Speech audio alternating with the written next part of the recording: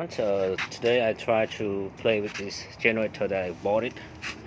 Honda ES 3500, a very old one. So I clean up the capacitor and I try to use this starting fluid, and sometimes I spray on it and it's not starting. It's like it pop some. I feel like it won't start, but it's not starting. And from this exhaust, I kind of feel like it have fire, like poop fire out like that, and it's not start. So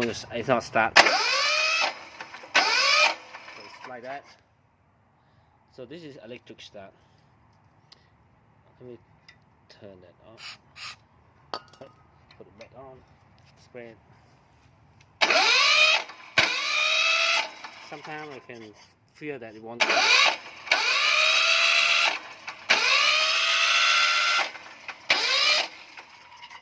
And that's chalk solenoid.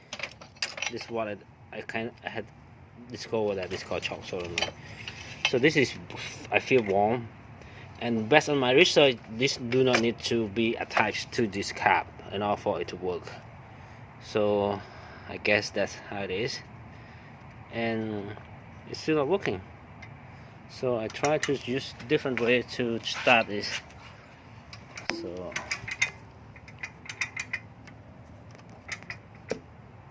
let me hold this.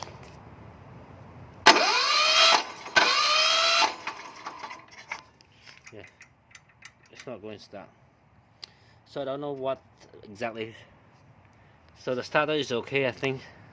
Try to just turn this up and off and on. This one okay, and it'll be everything okay. I don't know this one. Can I take it off? No.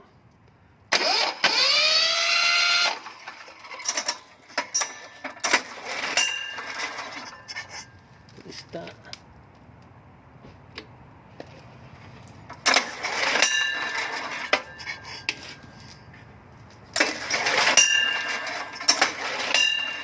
It's not working. So someone might know how to fix this, and thanks for watching.